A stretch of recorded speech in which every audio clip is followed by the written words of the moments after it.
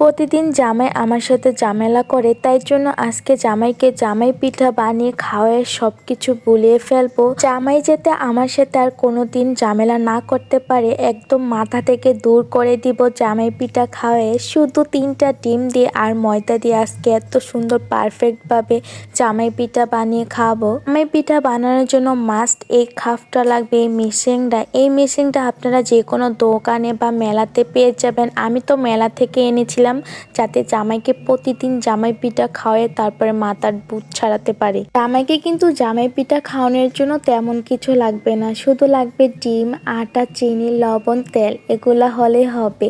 তো এই জায়গায় আমরা একালি ডিম নিয়েছি, তো ভাবলাম একালি ডিম দেই না, একটা ডিম রেখে দিই জামাইয়ের জন্য, যাতে বাজি করে খাওয়াতে পারি, তা যাতে ভালো মতো কাজ হয়, এই জন্য একটা ডিম রেখে দিয়েছি।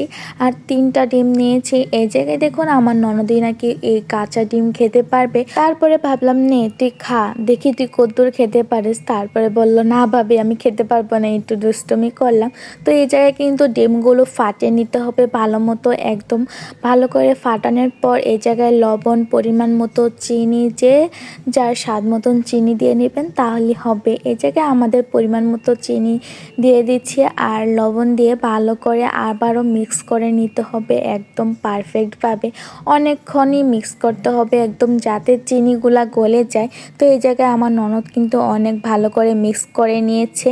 এখন এটির উপরে আটা দিয়ে দিব, আটা দিয়েও ভালো করে মিক্স করতে হবে। এই জায়গায় যতগুলো ডিম আছে একটা ডো করার জন্য পাতলা ডো হবে, তো ভালো করে মিক্স করতে হবে। এই জায়গায় কিন্তু আমি অল্প পরিমাণ পানি দিয়ে এই তো দেখুন আমি ডোটা ভালো করে মিক্স করে নিচ্ছি। আটা ডোটা কিন্তু ভালো করে মিক্স হলে পিঠাটা কিন্তু ভালো মতো হবে। তো এই জায়গায় আমি অল্প একটু করে পানি দিচ্ছি আর আটাগুলো একদম মধ্যে একদম এই যে দেখুন এত সুন্দর একটা ডো করে নিয়েছে, পাতলাও না ঘনও না।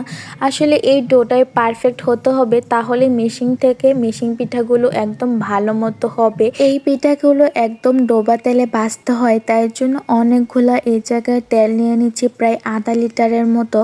যখন গরম হয়ে আসবে তখন এই মেশিনটা তেলের ভিতরে চুবিয়ে রাখবো।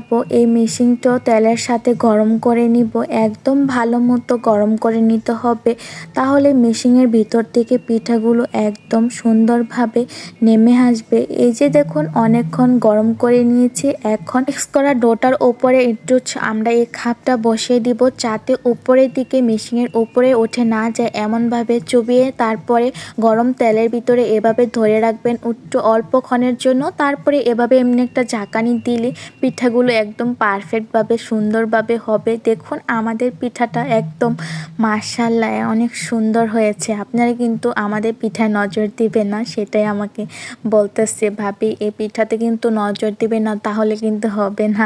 তাহলে কিন্তু যদি বলেন যে ভালো হয়েছে আল্লাহ, তাহলে কিন্তু হবে না, বলতে হবে মাশাআল্লাহ অনেক সুন্দর হয়েছে। যখন দাদিরা নানিরা পিঠা বানাতো তখন বলতো কি পিঠার সামনে এসে বলবি না যে ভালো হয়েছে, বলতে হবে ইস পিঠাটি ভালো হয়নি। তেমনই আমার ননদ শিখিয়ে দিচ্ছে, ভাবি বলেন পিঠাটি ভালো না, তাই আমি বলতেছি। আরও দেখুন একটার পর একটা পিঠাগুলো বানিয়ে নিয়েছে, মাশাআল্লাহ অনেক পারফেক্টভাবে আমাদের পিঠাগুলো হয়েছে। ভাবতেই পারিনি যে পিঠাগুলো এত সুন্দর পারফেক্টভাবে বানাতে পারবো। দেখুন কতগুলা পিঠা বানিয়ে নিয়েছি, অল্প কয়টা ডো দিয়ে কিন্তু অনেকগুলা পিঠা বানিয়ে নিয়েছে, অনেক সুন্দর। জামাই পিঠাটা কিন্তু এক পিস আমরা 10 টাকা দিয়ে কিনে খাই, কিন্তু এই জায়গায় দেখুন কতগুলা পিঠা বানাইছি মাত্র 3টা ডিম দিয়ে আর আটা দিয়ে আর চিনি দিয়ে, কম খরচে বাসায় বানিয়ে ফেলে। পিঠাটা কিন্তু খেতে অনেকটাই মজা হয়েছে। তো আজকের ভিডিওটি এই পর্যন্তই। সবাই ভালো থাকবেন, সুস্থ থাকবেন, আল্লাহ হাফেজ। পেজটি কিন্তু অবশ্যই ফলো, লাইক, কমেন্ট, শেয়ার করে দিবেন।